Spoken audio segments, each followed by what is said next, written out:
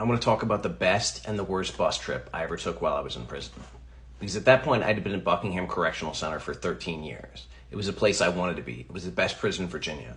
I'd worked my way to the honor pod. I had a single cell. We had dogs in the unit that we were training for adoption.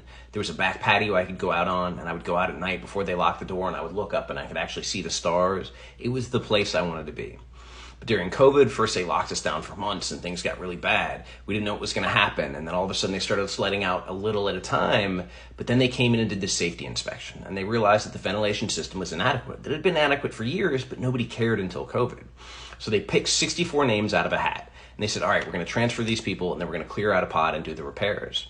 The problem was I wasn't on that list. And I remember being so grateful that I wasn't on that list. And I felt sorry for anybody who was, because who in the middle of COVID wanted to be transferred from a comfortable prison to one of these terrible places? Then somebody on that list got sick, had a medical emergency, had to go out, and they picked one more name to put on that list, and that name was mine. And I remember arguing, going back and forth, and trying to figure out what I could do. And they had at this point canceled all transfers because of COVID, but here they were transferring 64 of us.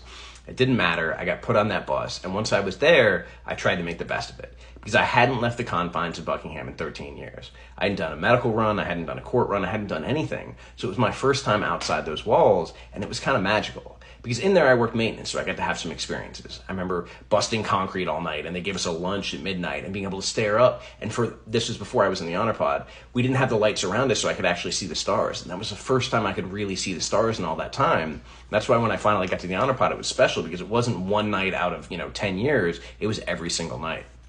And we got to go on the roof to do the coax, and I could stand up there and see the mountains and see the distance, but all of a sudden I'd be out in the world. So this bus rumbled down the road, and all of a sudden I'm looking out, and I'm seeing the road that I used to see from the roof. I'm seeing the curves and the houses and the things that are there. And I remember being obsessed and being like, oh my God, people who live in such big houses, like people live in such opulence. Why do people do that? Like, why not live in a camper? Why not do something simple? And I understand more now, but at the same time where I was used to living in a bathroom. So the idea of one of these giant 5-bedroom houses or even like 2-bedroom houses just seemed insane to me.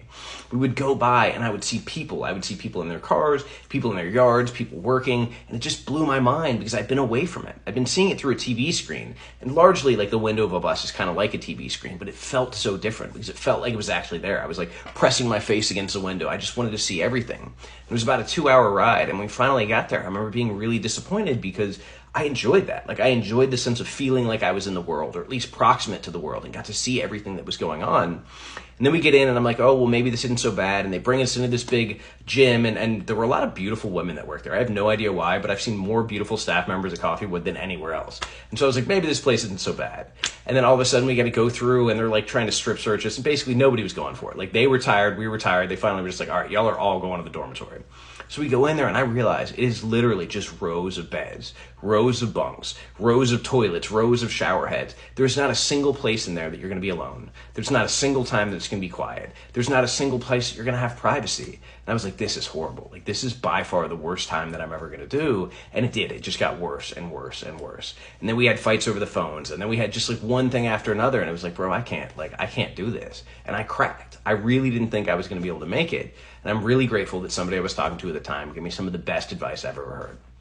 She said, look, when you write a story, you don't get to control the characters. Like if you're writing an article, you don't get to recall what happened, but you can control the narrative. So what is the narrative? How are you going to use this time and use this space? What are you going to do to make the best of it?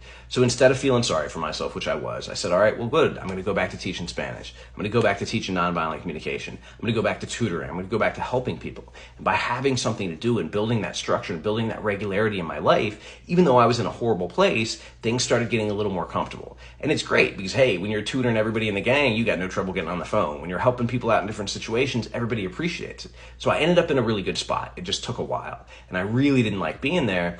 But the good news is that was the place I went home from, because that was a place after struggling and avoiding fights and doing everything I could to not deal with the BS, I finally got a job and I finally got out of the way. And they called me into the counselor's office one day and said, Mr. Crossan, you sitting down because you've been granted a pardon and you're going home today. So you know what? That time there was the hardest time I've ever done. And that bus ride was both the most beautiful and led to the most difficult time. But at the same time, it's a place I went home from. And how can you deny that?